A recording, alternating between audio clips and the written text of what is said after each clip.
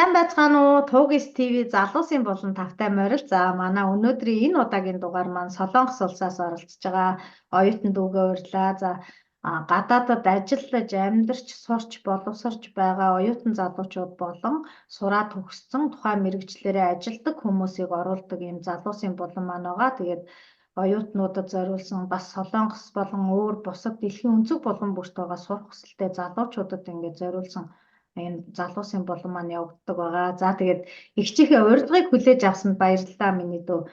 Өөрийгөө сайхан За танилцуулаад бас сургуулийнхаа хэдвэр курст явж байна, ямар сургуульд явж байна, ямар мэргэжлэр сурж байна бүгдийг сайхан танилцуулаарай ихчин дөө. урилга явуулсанд юмны өмнө танд маш их баярлалаа. Намайг нар мандахын Нандирдэн гэдэг. Одоогоор бүгд найрамдах Солонгос улсын Сүнчөнхөн их сургуульд бизнес удирдлага мэргэжлийн бакалаврын түвшинд суралцдаг юм оюутан байгаа. За Солонгос дээр ерөнхийдөө 2 жил болох гэж байна. за бакалавраар сурна гэдэг чи өстой мундаг байна штэ. Хэлний бэлтгэлээ миний дүү ер нь ямар төвшөнтэй Солонгост очисон бэ? Солонгос руу явж сурыг гэж төлөвлөхийн өмнө хамгийн түрүүнд гардаг бэрхшээл нь мэдээж хамгийн түрүүнд хэл. Миний болохоор Монголдо хэлээ сурчаад Солонгост ирэх юм бол санхүү болоод одоо амьдралын наад захын асуудлуудыг давхад маш амархан болов уу гэж бодоод хэлээ Монголдо сурсан. Монголын цогц хөгжлийн академи гээд сургалтын төвд ерөөхдөө 5-6 сар суралцаад Солонгос хэлний ерөөхдөө цохих хэмжээний төвшинг эзэмшээд энд ирсэн байгаа. За одоо хэдвэр курсын оюутан гинэ тэгэхээр чи? Одоо 2 дугаар курс. Одоо дахиад хэдэн жил сурах вэ? Одоогоор дахиад 2 жил сурна. Тэгээд одоогоор магистр болон доктор цаашлаад одоо зэрэг ахиулаад суралцах төлөвлөгөө хараахан байхгүй байгаа. Тэгээ ямар ч гэсэн одоо дахиад 2 жил Солонгост суралцсан. Гэхдээ юу ч гэсэн бакалавр авчаад дараа нь яхаа шийднэ тий? Тийм одоогоор бол яг нарийн төлөвлөгөө бол байхгүй. За энэ одоо Солонгосын ихтэй сургуульд элсэж ороход жишээлбэл чи одоо ингээ бакалаврын зэрэгтэй болоход ер нь хэлний ямар төвшин ямар гэдэг нэртэй хэдвэр төвшин дээр очичиж ер нь сургуульд элсэж ордог вэ? Солонгосын ихтэй сургууль бакалаврын төвшин болон магистрийн төвшин суралцахын тулд тэгээд Солонгос хэлний дунд болон түүнээс дээш мэдлэгтэй гэж элсэн суралцах боломжтой байдаг. За онооны хэмжээ хэлний төвшин ямар байхаас шалтгаалаад авах тэтгэлгийн хэмжээ болон одоо сургуулийн чансаа дагаад өөрчлөгдөж явчихдаг гэсэн үг. За одоо жишээлбэл манай Германд бол ингэдэг байхгүй юу? А1-ээс А1-ийн 1, 1-ийн 2 А2-ийн 1 ингээд А-гасаа эхлүүлээд А1, А2, Б1, Б2 тэгээд С гээд ингээд явдаг байхгүй. Тэгэхээр зэрэг Солонгосын одоо ямар төвшин байдаг? Жишээлбэл А-гасаа бас өөрөөр хэлэх үү? За Солонгос хэлний төвшин тогтоох шалгалтыг олон улсад ерөнхийдөө топхийн шалгалт гэж нэрлэдэг. Топхийн 6 төвшинтэй, 1-ээс 6 хүртэл 6 төвшинтэй. Түрүүний хэлсэн 3-аас 6-гийн хооронд төвшин таах юм бол үнэсээ ангид элсэн суралцах боломжтой байдаг. За. Бас гоё юм байна тэгвэл. 6 төвшинтэй байд юм байна. Харин тэр нь одоо их чухал байгаа байхгүй. Ягаад тэгэхээр нөгөө хүүхдүүд Солонгос хэлийг сонирхож эхэлж байгаа те. За анхан шат бол яг ингээд 26 өсөхтэй эдэргээд бас ингээ харахад бас нэг амархан чимшгэл байгаад байдаг. Да Солонгос хэл ер нь аялга нь их гоё байдаг учраас би бас өөрөө дуртай. 2004 онд шүү дээ. Их чинь нэг 14 хоног үзчихлээ. 20 хоног үзлээ. Тэгээд нэг ГКЛ-ээр энтергээд бас нэг хэдэн үсгээ солон барь уншчин дээ тэ гэд. Ямар ч юм үсгнүүдийг бол уншаад байдаг. Мартагддаггүй тэгээд ярихад бас ингээд уншихад яг уншлахаараа явцдаг тэ нэг яг ингээд унших явцдаг гоё хэл тэ. Тэгэхээр бас манай монгол хүмүүст бас боломж нь их л байгаа юм байна Солонгост. Төлбөрөө яаж ийн? Өөрөө төлж гэнэ үү? Тэтгэлэгт хамрагдсан уу? Миний гэх юм бол яг анх сургуулиас орж явахад бол 100% тэтгэлэгтэй иржсэн. Тэгээд одоо бол яг тодорхой хэмжээний тэтгэлгээ хамгаалаад үлдсэн төлбөрийн бол яг хуваараа өөрөө төлдөг. За. Төлбөрөө төлнө, сургуульдаа сурна. Энд чинь оюутан болго. Одоо жишээлбэл манай хүү Германд бол цагийн ажил хийж өөрийнхөө халаасныхаа мөнгөийг олдог. Бас тэгж гэнэ үү те? Тийм, ер нь гадаадд сурдаг, тэр тусмаа Солонгос сурдаг оюутнууд ер нь цагийн ажил хийдэг оюутан гэж баг байхгүй. Тийм, бүгдээрээ тодорхой хэмжээ. Тийм, хөтөг маш их өндөр учраас ер нь бол цагийн ажил хийхгүй бол Мгм. хэцүү. Байр яг хөө сургуулиас байдгүй өөрснөө бас ер нь түрээсэл цуглаа. Манай сургуулийн хувьд гэх юм бол дур байр нь одоо эхний улирал бас өнгөө.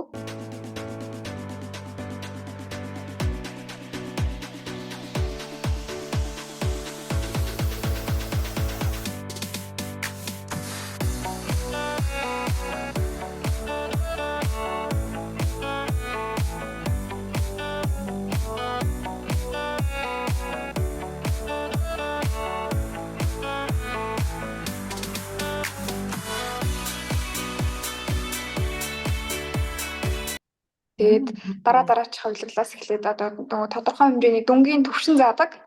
Тэр төвшөндөө багтаж чадах юм бол яг дур байр нэтгэлэгт хамрагдаад өнгөө амьдарч болдог гэсэн үг. Ер нь сургууль янз янз. Манай сургуулийн хувьд бол яг тийм. Ямар гоё юм. Тэр чинь бас их юм штэ. Энэ оюутнууд гадаадад амьдарч байгаа оюутнуудаа байрны асуудал чинь хамгийн чухал харагддаг байхгүй юу? Өстой гоё юм байна танай сургууль чинь. Ямар сайхан юм. Манай сургуулийн хувьд. Бусад сургуулиуд сонирхолтой хэлэхэд бусад сургуулиудын хувьд бол юу яадаг? Хуваарай төлбөрүүд хэдэн хүний өрөө хэдэн хүнтэй хамт амьдрах өрөө гэдгээс шалтгаалаад үнэ нь өөр байдаг. Тэгээд эсвэл дур байранд амьдрахгүй гэж үзэх юм бол гадуур байр түрээсэлдэг. Ерөнхийдөө бол өртөг маш хүндэр байдаг. Тэгээ миний хувьд бол яг байр сургуулиасаа байдаг учраас байрны талаар л асуудал бол бага байдаг. Гоё ш. Тэ бас урамтай танай сургууль чи ямар гоё юм бэ те. Ингээ сурсныхаа хэрээр цаанаасаа ингээ үнгүү суулгана гэдэг чинь маш их тэр мэрэгжилдээ тэр сургуульдаа хичээлдээ шамдах маш их боломжийг өгж штэ. Байр түрээслэх мөнгө бол мэдээж өндөр байгаа. Бас тэрний чинь хөнгөлөөд өгж гин гэдэг чи ясаа урамтай юм бэ. Гоё ээ наадах чи сонсоход л гоё санагчлаа. Манай энд байгаа би чи энэ германч одоо нэлээ олон оюутан дүүнэр ингээ хөөхтөд байдаг байхгүй юу. Харж яхад сургуульдаа сураад хажуугаар нь яг ингээ оюутныхаа байранд байлаа ч гэсэн зарим нь бас төлбөр төлж байгаа харагддаг байхгүй. Тэгэхэд гоё юм байна ер нь бол. За өөр ихчийн дүүгээр ер нь одоо цаашдаа сураад мэрэгчлэрээ төгсөөд Монголдо ажиллая гэж бодож байна уу? Солонгосдоо ер нь ажиллая гэж бодож байна уу? Хаана илүү гоё гэж бодож байна? Хүмүүс одоо Солонгост сурдаг оюутнуудын дийлэнх хувь нь бол өсчөөд Солонгосдо сурыг ажиллая гэсэн төлөвлөгөөтэй байдаг. Миний хувьд бол болж өгвөл хурдан боловсролд эзэмшээд Монголд авчиж ажиллая гэж боддог. Тэгээ одоо гадны зах зээл тодорхой хэмжээнд туршлага хөрөнгөлөх нь бол зөв. Гэхдээ одоо эцэст бидний зорилго бол эх орноо хөгжүүлэх. Одоо эх орондоо ирээд ажиллах гэж одоо сурч мэдж явж байгаа болохоор миний хувьд бол яг Солонгост ажиллая гэсэн төлөвлөгөө бол байхгүй. Тодорхой хэмжээнд туршлага хөрөнгөлүүлээд дадлага хийх журмаар бол ажиллая гэсэн бодол байгаа. Яа мундаг өстой супер байна. За баяр хүргэе. Ястай мундаг яг ийм гоё эх оронч сэтгэлгээтэй өөрийгөө боловсруулж эх орондоо гэсэн сэтгэлгээгээр өөрийгөө хөгжүүлж чадчихна гэдэг чинь мундаг байхгүй юу? Хүмүүс ч ер нь ингээд их чинь бас харддаг л да одоо ингээд юмд бол германыг ярих юм те ойр хавийнхаа л гэдэг шиг энд чинь ингээд төгссөн хүмүүс нь дандаа ингээд мундаг боловсрал эзэмшсэн хүмүүс нь тэр чигээрээ эндээ шигдээд тэгээд нэг ёсондоо Германы нийгмийн нэг хэсэг л болоод амьдраад байгаа байхгүй. Чиний зорилго бол эх орноо гэдэг эх орныхоо нийгэмд хувь нэмэр оруулна гэж шийдсэн байгаа чинь надад үнэхээр гоё санагдаж байна. Мундаг бас бахархмаар сайхан санагдаж байна. Гоё байна. За одоо ихчийн дүү чи одоо нэлээд гоё зургнуудын их чинь фэйс рүү н орж харж ирсэн л та. Тэгэхээр яг хобби юу вэ? За хажуугаар нь бас чөлөө цагаа яаж өнгөрүүлж яана ер нь?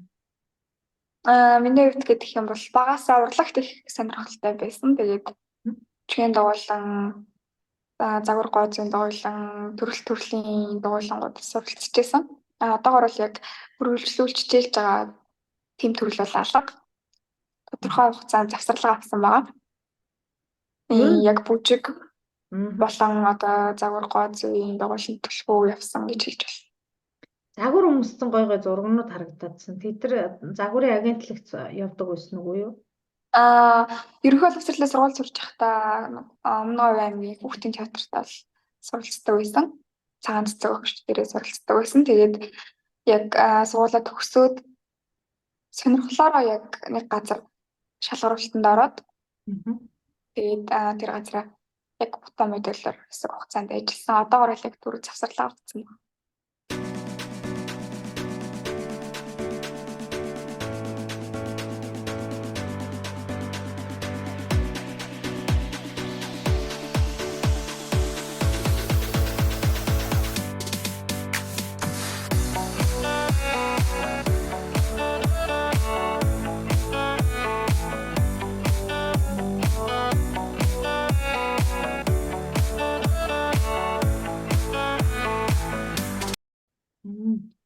Солонгостой өөрийнхөө хоббигоороо тэр чиглэлээр ер нь судалж үзсэн үү? Яа дээ завсарч хэлээгээрээ. Миний хувьд одоо яг үннийг хэлэхэд Солонгос ирээд орчинд нь дасаад тэгээд яг нэг хөлөө олно гэж ярьдагтэй хөлөө олох гэж бас бүрхэн жил болчлоо. Тэгээд одооноос нэг би чинь юм билээ гэл нэг өглөө өнгөж ингээл харж хэлж जैन. Тэгээд одооноос яг энэ зунаас эхлээл өөрийнхөө сонирхол хоббиг тодорхой хэмжээнд хөгжүүлэх бодол байгаа. Бүжгэлдэг гэсэн шүү дээ. Ер нь одоо бүжгийн тал дээр яаж юм? Бүжгээ ер нь хийдгүү. Монгол бүжгөө ямар бүжгийг төлхөө хийх дуртай вэ? Миний яг дуртай төрөл юм бол би яг монгол бүжиг.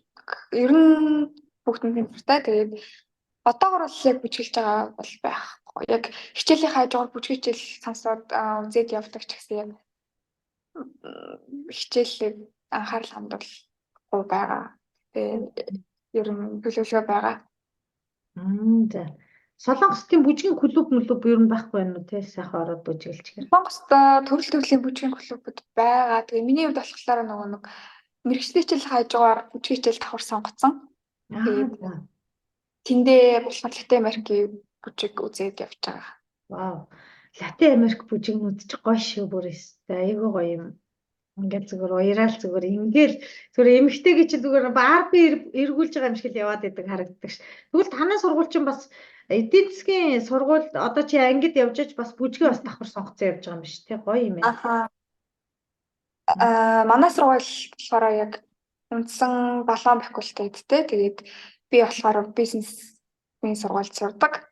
Сургууль хичээл сонголтоо бид нэр өөрсдөө игээд мэргэжлийн хичээлээ сонгоод заавал судлах хичээлдээ сонгоод үлдсэн одоо кредитээ өөрийнхөө сонирхлоороо хичээлүүдийг сонгох боломжтой байдаг. Тэгээ миний хувьд яг сонирхлынхаа дагуу бүжгийн хичээл сонсч үзье гэж бодоод сонгосон. Тэгээд одоогор суралцаа явж байгаа.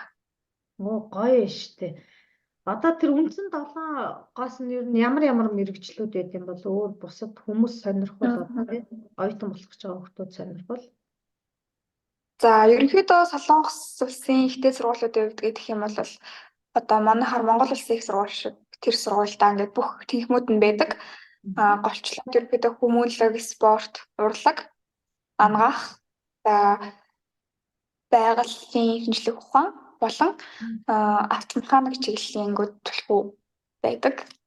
Тэгэхээр одоо миний сурж байгаа сургуульд яг ийм сургуулихгүй нэгдсэн. Би болохоор одоо зөвхөн нэг салбар сургуулийнх нь бизнес төрлийн хэмжээнд суралцж байгаа гэсэн үг. Цаашлаад бол одоо манай сургуульд ангаах ч юм уу автомеханик бүх төрлийн мэргэжил байдаг.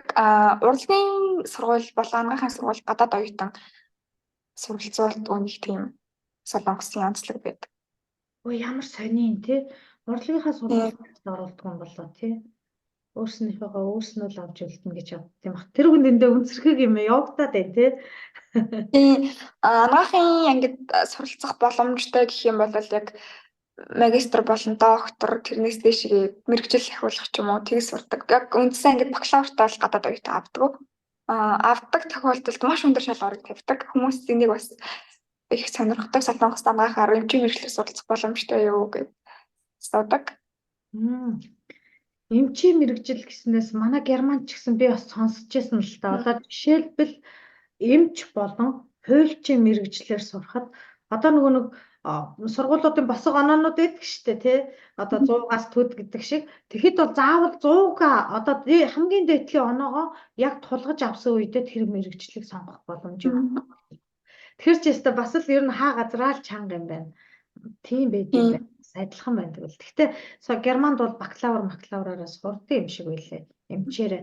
Одоо миний энэ хавьд харж байгаа нэлээ олон эмч энд Германда төгссөн тийм хүмүүс харагддаг. Тэгэхээр танай сургуулийн хувьд бол бас онцлогтой юм байна. Бас чанга юм байна. Хэрвээ чи эзэмшсэн мэрэгжилтэй юм бол тэрнийг ахиулбал сурж болно. Тэрнээс наан бол сурахгүй гэдэг сургууль ахна шүү. Бас их чухал сургууль байна. За өөр одоо гадаадад ингээд оюутан болоод амьдрахад ар гэрээ санаж гэнэ үү? Монголоо санаж гэнэ үү? Яаж гэнэ? Мэдээж гадаадд сурж байгаа төдийгүй ажиллаж байгаа яг хэлэндээ салхсан хүн болгонд одоо тулгамддаг бэрхшээлч эх орноо болон гэр бүлээ санах байдаг. Тэгээд миний хувьд бас хүмүүсийн адилаар яг хэлэндээ салхаал ээж аваагаа эх орныгоо сансан. Тэгээд бас хэрцангуй бус оюутнуудыг бодвол би ойрхон хугацаанд эх орн руугаа ойрхон зайтай олон явсан болохоор нэг гэж айхтар. Одоогор л тийм бэрхшээл болгомдаагүй. Тэгвэл бас гайгүй энэ ойрхон Монгол руугаа явчаад байна гэдэг чинь бас болж байгаа байхгүй. Цангуу Солонгос Монголтой ойрхон болчихлоо явчаад ирдэг. Тийм байна, бас боломжтой байна. Манай энэ хүүхдүүд чинь бас ер нь Тэгээ одоо нэг эх орн руу явж байгаа ч гэсэндээ яг гэрээсээ хол байгаа болохоор яг хэцүү үед тулгамдсан үе үзэл ялтчвал хүний газар байгаагаа бол мэддэг. Тэгээ энийг бол яг би төдийгүй ер нь гадаад бүх монголчуудад мэдрэгддэг мэдрэмж авах гэж бодож байна. Та ч гэсэн адилхан байна. Тийм шүү дээ. Ядчил зүгээр л захын жишээ заяа. Эмнэлэг дээр очиод төрөхгүй твтж явахдаа би ч нэг харь гариг дээр байгаа юм шиг л мэдрэмжийг авч ирсэн. Манай Монголын эмнэлгийн эмчнэр ч айгуу гай халамжтай шүү дээ. Ингээл за чи өстө даралт чинь өндөр байна. Одоо өстө нэрэ гэл ингэдэг ш. Тэг чин Германы эмчнэр чинь намайг ичээ шууд 180-тай даралттай ах чи өөрөөрөө төрмөр гэл. Би ч айчж байгаа юм чи. Хэрвээ би ингээ хөнгө хараад нүд мүдэндээ харуулт өгчих юм бол хүний газар хэн намайг хөдөлж явах юм бэ? Тэгээ хүний гарт орчих ш. Тэгээ би чинь баг эмчээ загинж ягаад хаалгаагаар төрсөн шүү дээ. Гэх жишээний ягаад гэвэл манай Монголын эмчнэр бол 180-тай даралтай хүй даралт нь өндөр байна. Инээ тэрэгэл халамжлаг. Тэгээд эх орон одоо жишээлбэл элгэн садандаа байгавал магадгүй за өөрөөрөө төрчих юм уу гэж бодож болох ч гэсэн хүний газар байгаа гэдэг утгаараа яг тэн дээр ингээд хажууд халамжлах хүн байхгүй, хажууд намайг гэх хүн байхгүй, хичнээн хань ижил байгаа ч гэсэн ингээл ах トゥ хамаатай сад ингээл яг л бодогддог байхгүй. Ер нь гадуур явж байхад те 100% ингэж хүний хэлээр ярьж хүний сэтгэлгээгээр бодож амьдрна гэдэг бол надад бол хэцүү. Тэгээ би ямар сайндаа тэгдэж ш. Монгол хэлээрээ их хэлээрээ ярина гэдэг чинь хамгийн том тансаглалт гэдэг байхгүй юу. Тиймдээ чи подкаст хийж хүмүүстэй ярилцдаг. Ягаад гэвэл өөрийнхөө бас хоосон орон зайгаа бөглж өгч штэ Монгол хүмүүстэйгээ монголоор ярилцаж Монголдо байгаа хүмүүстэй бас энэ гадаад байгаа хүмүүсийн ажил амьдралаас нь харуулъя гэсэн юм зорилготой. Яг тэгнэ. Гэхдээ бас чи бас гоё наа ойрхон Монгол руу яваад манай дүүч одоо миний ганц багын найзын хүүхэд байгаа. Тэгээд ээжтэйгээ адилхан ч гэж чихтэйхэн, эгч нартайгээ адилхан ч гэж чихтэйхэн. Ээж нь бол бит хоёр бол ёстой нөгөө нэг хүмүүсийн хэлдэг нөгөө нэг коршонкны найзууд гэдэг шиг. За яг коршонкноос ч бол арай гарч байсан бит хоёр ч. Ер нь бол бит хоёр ингээд багаасаа бүр хоёлоо жоох хүүхдтэй хасаа найзлсан. Хоёлоо яг л ижилхэн.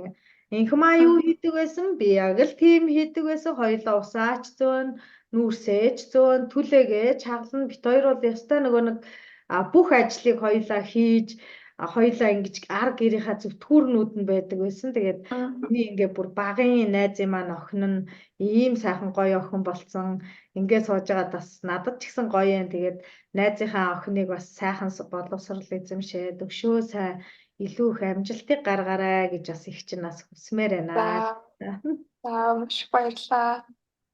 Тэгээд бас нэг юмыг бас чиний ингээ ярианаас ер нь хараад чиний гоё зургнуудыг хараад ихчт нь бас нэг гоё юм бодогдсон юм юу вэ гэхээр зэрэг ийм гоё хобби нуттай юм чи хийцээч битээ хаяарай гэдэг бодлыг дотроос төрсөн шүү.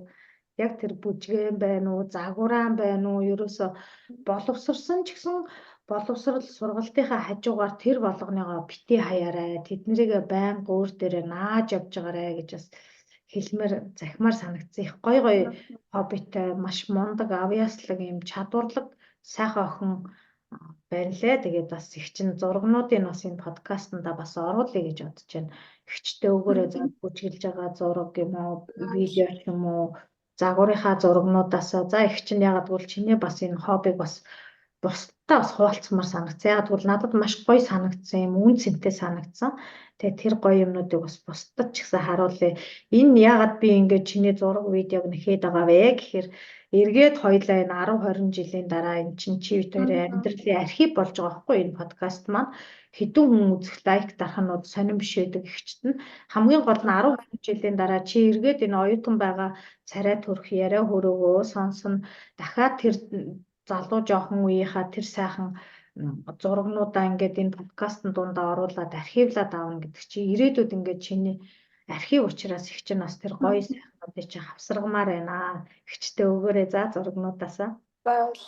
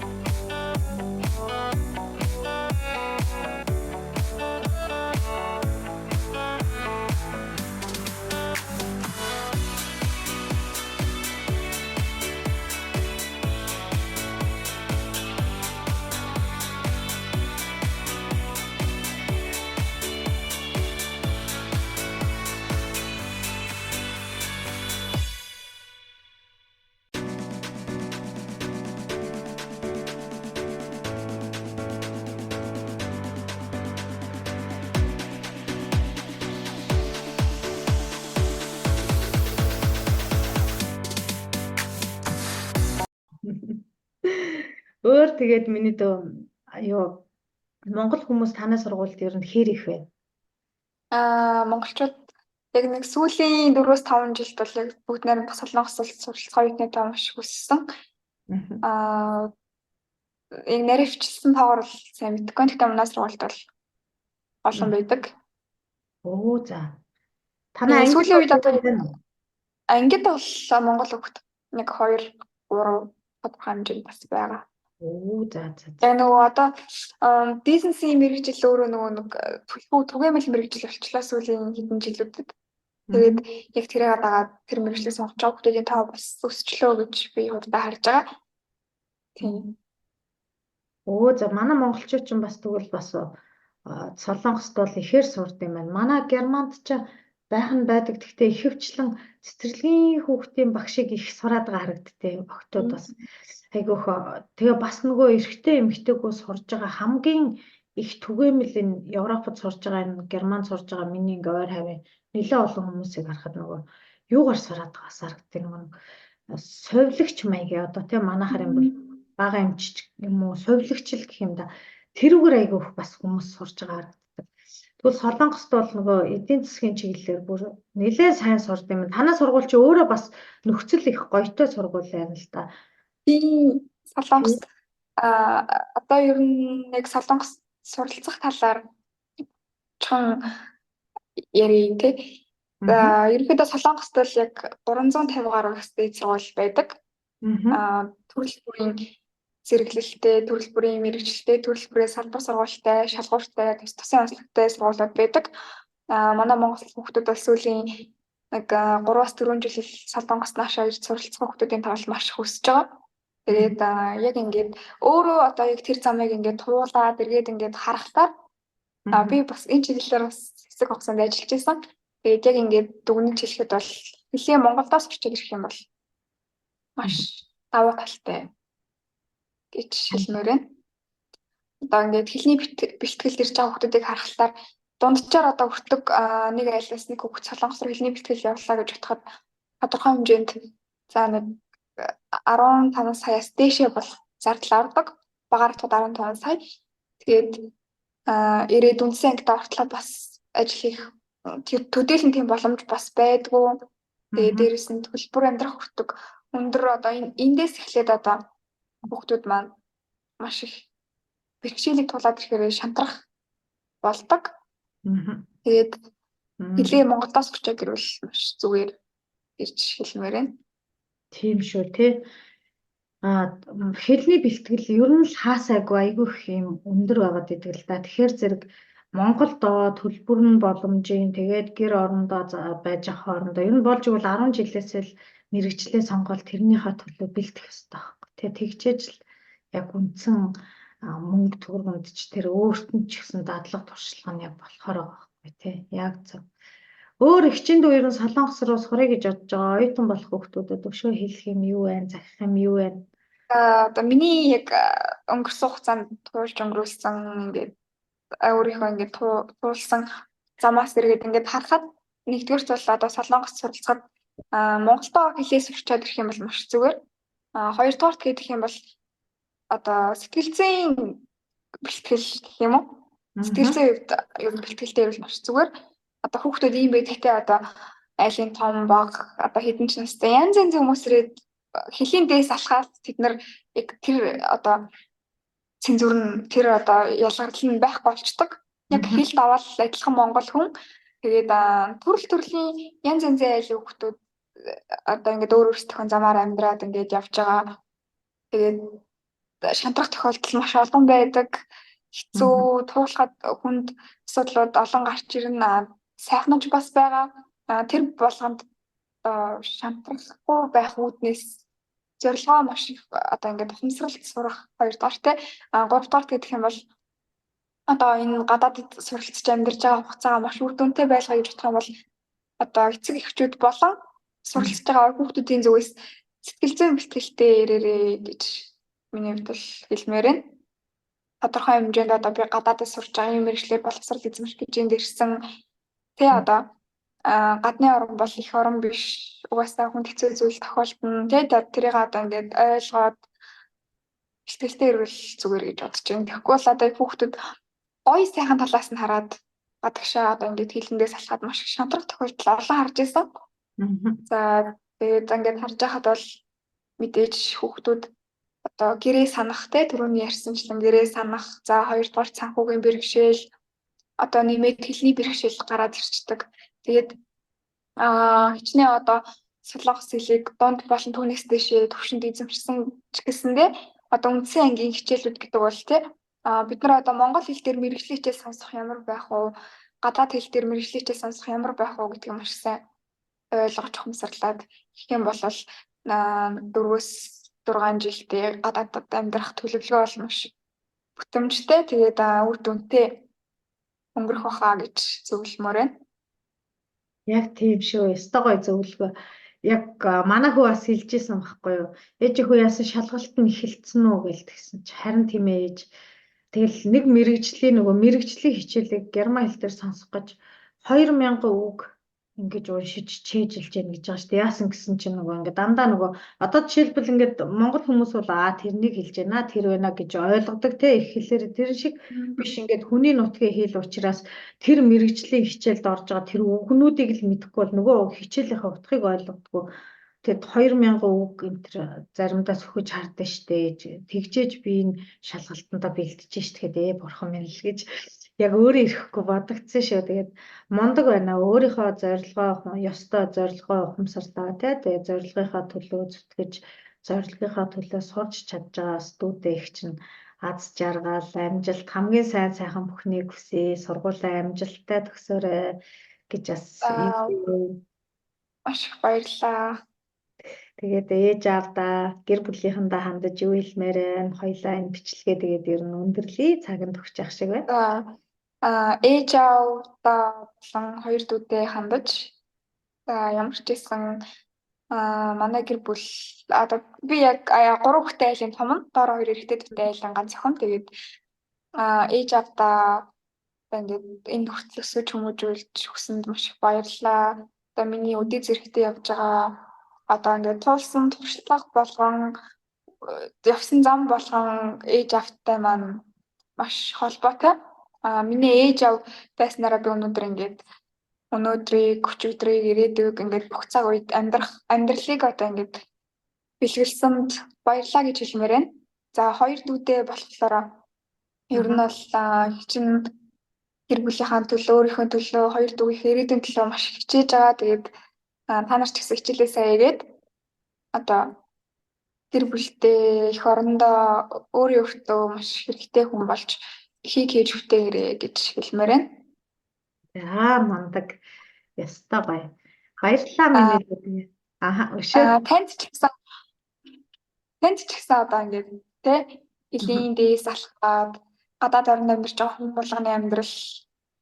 болгоны сэтгэл зүй ийм сайн байдгүй. Тэгээд одоо таны хийж байгаа ажлыг бол би маш гоё эргээр өндрөөр үнэлж харж байгаа. Одоо түрүүний хэлсэнчлэн одоо тий ярилцах гадаадтай хүмүүстэй хамт ярилцах, туслах, сонсох, одоо туулсан зам, явсан мөр болгоныг ингээд ярилцаад ингээд суух гэдэг бол таны хувьд бол маш их баялаг туршлагыг хөрвүүлж байгаа хаа гэж бодож байна. Тэгээд одоо ингээд ярилцах боломж олгож өнөөдрийг одоо ийм дурсамжтай өнгөрүүлэх цаг хугацаа ингээд хоромжийг хэлүүлсэндээ маш их баярлалаа. Ингээд ирээдүйд одоо явсан зам болгон гэрэлтэй байж хийсэн ажил болгон бүтэмжтэй байж тэгээд аз жаргалтай сайн сайхан амьдрах өрөөлийг хэлүүлье. Баярлалаа. Ямар гоё юм бэ. Ястай их баярлалаа минь дөө. Ястай л нэрэ энэ олон нөгөө юмнуудыг ингээд хийгээд байгаа маань бол надад тийм нэр хүнд мөнгө төгрөгийн тийм сонирхол бол угаасаа байдгүй. Гэхдээ ингээд миний хийж байгаа юмыг эргээр нь хараад эрэг талаас нь хүмүүс үзээсээ хараасаа эрэг талаас нь бас өөрсөндөө хэрэгжүүлэх юм байвал хэрэгжүүлээсэ гэж бодоод явдаг болохоос ингээд оролцогчд маань намайг ер нь ерөөхөр ингээд бас надад гоё санагдаад байдаг л да. Хувь чатаар би чинь ингээд ерөөхөр маш гоё юм байна. Баярлалаа минь дөө бас. За баярлалаа. Хүн болгон одоо ингээд үсээд бодоод би ч гэсэн бодож байсан. Ерөөхдөө нэг подкаст хийж үзье. Найзуудаа ч юм уу хамтраад эсвэл одоо ганцаараа ч юм уу подкаст ер нь онлайнд үзүүл яах вэ гэж бодож байсан. Гэхдээ хараахан одоо ингээд тань шиг зориглоод одоо зориглохон битэл ингээд хийж явах хэмжээнд бол хүрч очиагүй байгаа. Тэгээд танаас маш их суралцах зүйл олон байна. Тэгээд цаашдаа ер нь олон зүйлийг мэдж авах байхаа гэж итгэж найдаж байна. Шууд хий заяа их чинь. Ер нь юмыг нөгөө нэг эхэл дараа нь төгсөр гэдэг миний нэг сайхан ураа байдаг л да. Юм эхлэхэд мэдээж ингээл амаргүй байдаг, мэдээж хэцүү байдаг. Надад ч гэсэн тухайн үед манай би нэг админтай байсан. Тэгээ манай админ маань надад тусалж байсан. Одоо яг их чинь 5 сарын 29-нд түрүү жилийн 5 сарын 29-нд анхны подкастаа цацчихсан. Тэрнээс хойш одоо нэг 50 дугаар төгсөж байгаа шүү. 50 орчим дугаар хийчихэд байгаа байхгүй юу? Төрөл бүрийн л дугаарууд хийж байгаа. Тэгээд энэ болгоныг эхлэхдээ бол мэдээж амаргүй байсан, юугаач ойлгоогүй байсан. Тэгэл сүүлдээ ингээд болоо явдаг. Минийх одоо ч гэсэн төгс болоогүй. Гэхдээ зүгээр нэг өөрийнхөө хий гэж бодож байгаа юмаа хийж байгаа чинь бас нэг энэ чи дээр одоо хобби л гэсэн үг штэ. Энэ чинь гоё штэ. Тийм учраас их чинь чамайг яаж хийхээр вэ? Яахаар вэ? Бүх нөгөө одоо өөрийнхөө хийж байгаа аргачлалыг 100% зааж өгөхөд бэлэн шүү. Яагаад гэвэл эхэлж явах хэрэгтэй төгсөрөх бол болоогүй хүн угаасаа төгс байдаггүй. Ямар нэг алдаа байж л байдаг. Тэр алдаан дээрээ биш амжилтан дээрээ төвлөрөөд эхэлж чадсан гэдэг амжилтан дээрээ төвлөрөөд одоо үргэлжлүүлж байна штэ. Цаашдаа ч үргэлжлүүлнэ штэ гэдэг амжилтуудаа илүү баттгаад яваарай. Их чинь чам зааж өгье. Тэгээ дээрэс нь бас энэ подкастуудыг бол хүн болгон л хийж явах хэрэгтэй. Яг гэвэл подкастыг хүн болгон хийлээ гэж хүмүүс зарим нь ингээл тэгж хэлж магадгүй. Гэхдээ энийг яагаад хийж байгаасаа гэж хүсэж байгаа вэ гэхээр өнөөдөр миний чадахгүй байгааг чи чадна, чиний чадахгүй байгааг өөр хүн чадчихна. Хамаагүй хүн болгоны өөр өөрсний өнгө үзэмж, өөр өөрсний өнгө айс, өөр өөрснөө дотоод ертөнц өөр байхгүй. Нэг сэдвээр ярьжсэн ч хоёр өөр хүнээс хоёр өөр юм л харагдах байхгүй. Тийм болохоор би хүн болгоныг гоё хийгээсэй, хүн болгоныг бас юм өөрийн гэсэн архивтай болоосоо эн чин амьдралын архив шүү дээ л гэж хэлэх дуртай. Ягаад чи гоё санагддаг. Маш гоё байдаг. Хоёулынгийнхаа одоо подкаст чинь жишээлбэл YouTube channel дээрээ тавина. Facebook дээрээ, пэйж дээрээ бас тавина.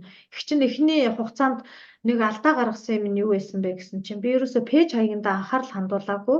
Зөвхөн нэг пэйж нээчээл тэгэл ихэвчлэн хувь пэйж дээрээсээ л линк пэйж рүүгээ оруулах ч юм уу нэг юм пэйж бол нэг 3 дугаарт явж исэн. Тэгсэн чинь YouTube channel дээр бол хүн нэх их ингэж мэйл хаяг заагийнхаа пассвортаа хийгээд ан мэйл дүнг хийж дагах нь бас ховор байдаг. Ягаад тэгэхээр миний ярилцлагууд их энгийн байдаг учраас одоо цагт тийм нөгөө юу биш тийм нөгөө юм фантомас ихтэй биш учраас зүгээр энгийн болохоор энгийн л үт юм бэлээ. Харин пэйж дээр бүтнээр нь видеонуудаа тавиад эхэлсэн чинь хүмүүсийн үзэлт маш илүү орж ирж 2000 хэдэн 100 доор хэж ингээд орж ирэл 1000 хэдэн 100-аараа үзээд байгаа байхгүй. Тэгэхээр чинь яаж энэ хоёроо заавал хамтд нь л авч явах хэрэгтэй байсан юм бэлээ. Тэрийг бас дараа нь туршлага болгоод хэрэгжүүлээрэй. За. Тэгээд одоо бичлэг үзэж байгаа хүмүүсээс маань Солонгос улсад суралцах те хэлний бэлтгэл юм уу бакалавр, магистр, доктор суралцах хүмүүс байх юм бол оюутнууд байвал эцэг эхчүүд хүүхдүүдэд явуулж байгаа эцэг эхчүүд байвал надаас төрлийн зөвлөгөө мэдээлэл авах бүрэн боломжтой. Тэгээ их чинь пэсийн тавьж болох юм уу одоо линкэн дотроо ингээд Facebook захин маяг оруулж болно. Тийм би бас хоёроо Pineapple Education гэдэг бас боловсрол зовчлалын төвд ажилладаг. Тэгээд бас тэр байгууллагаараа бас дамжуулаад зөвлөгөө мэдээлэх боломжтой. Хуваараа бас над руу холбогдоод тий одоо заавал одоо хуулийн одоо байгууллага хувь хүн гэхээс илүү зүгээр хувь хүндээ хандсан зөвлөгөө мэдээлэл ч юм авах бүрэн боломжтой. Тийм зөвхөн Солонгос улсад гэлтгүй яг сонирхож байгаа чиглэлээр би өөрөө мэдэх юм байвал хариулаад өгч болно. Тэр байгууллагын чинь талаар ямар үйл ажиллагаа явуулдаг хаанхын байгууллага вэ? Манайх болохоор Pineapple Education гэдэг боловсрол зурчлалын байгууллага байгаа. Одоогоор үйл ажиллагаа явуулаад 6-7 дахь жилдээ үйл ажиллагаа явуулж байна. Бүгд найрамдах Солонгос улс болон Хятад, Филиппин, Польш болон одоо сүүлд одоо манай дээр Ирланд нэмэгдсэн байгаа. Тэгээд одоо энэ улсууд руу боловсрал зурчлалын чиглэлээр үйл ажиллагаа явуулдаг. Мөн Солонгос хятад хэлний сургалт явуулдаг байгаа. Тийм бүх төвшөнд бэлддэг. Хятад хэлний ганцаарч гисэн болон одоо ангийн сургалтыг авах боломжтой. Тийм туршлагын хувьд бол манайх яг бүгдээрээ гадаадд боловсрал эзэмшсэн багш нар ажилладаг. Тийм одоо яг хамгийн сүүл одоо ажил орсон хүн нь би болчиход байгаа. Тийм.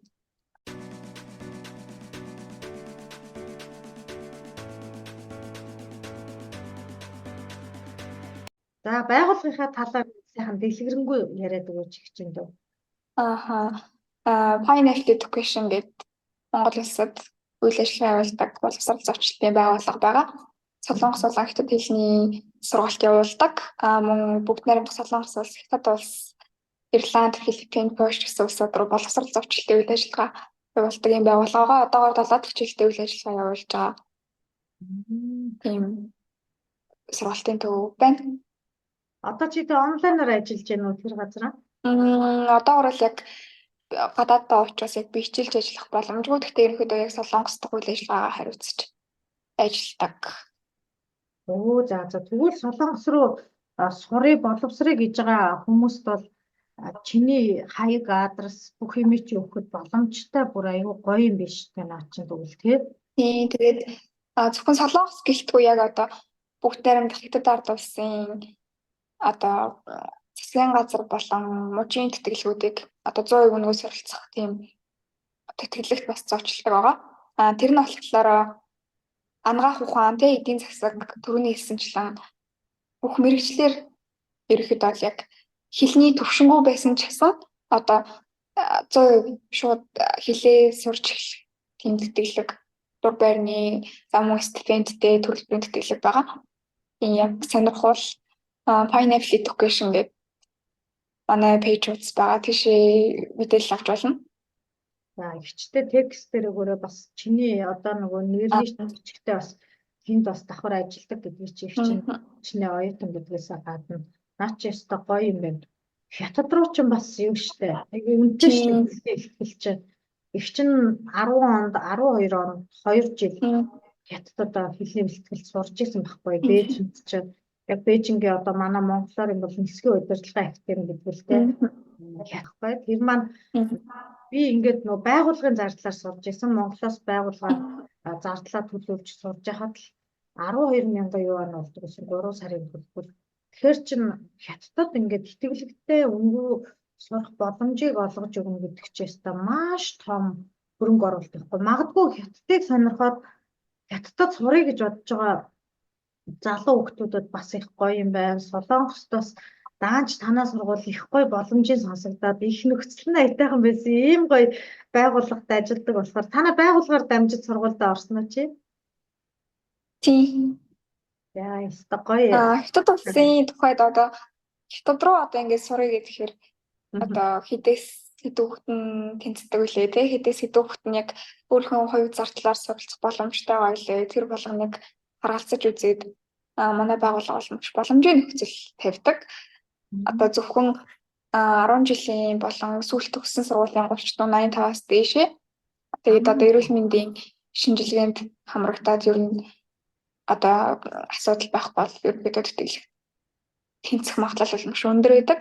Тэгээд дур байр болон стипенд сургалтын төлбөрөөр ингээд бүгдийн 100% даалгаад сурна гэдэг бол маш том боломж гэж хэлж болно. Тийм.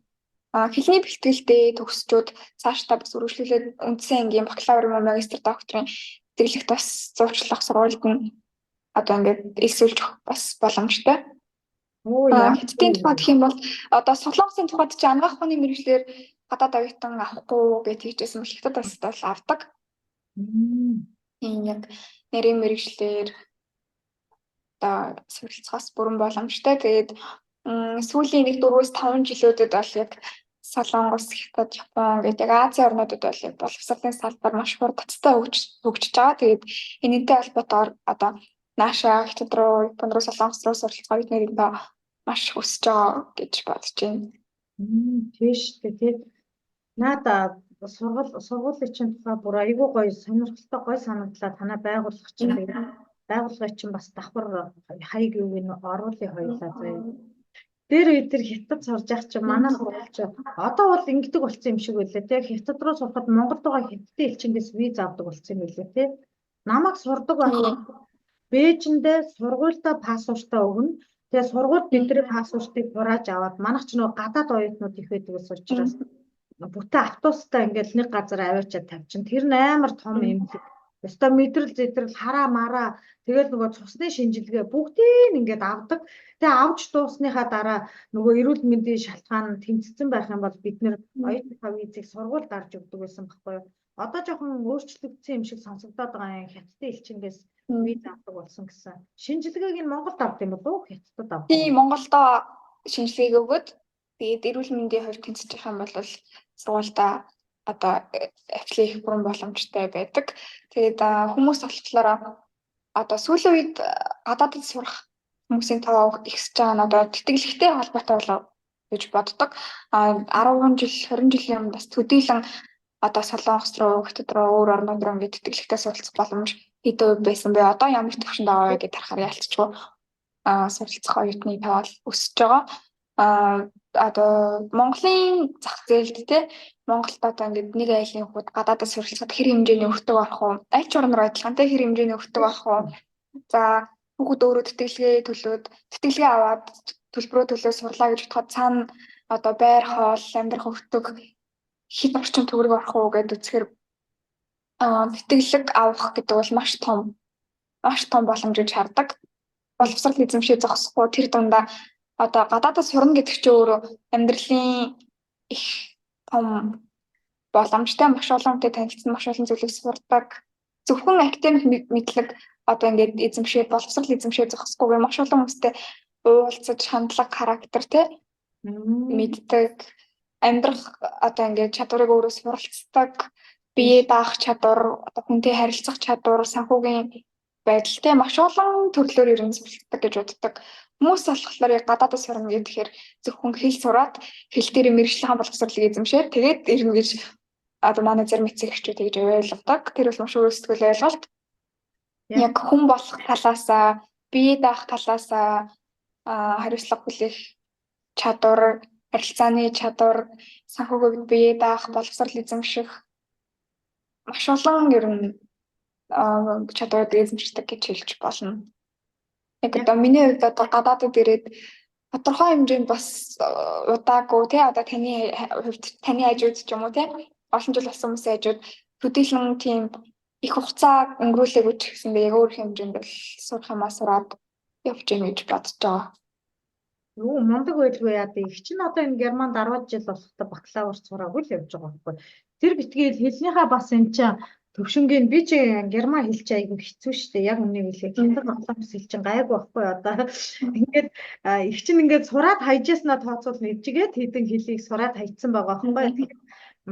Хятад солонгос хэл нөгөө цаана Аз ингэсэндээ амнаас айгүй сайхан амархан унцдаг.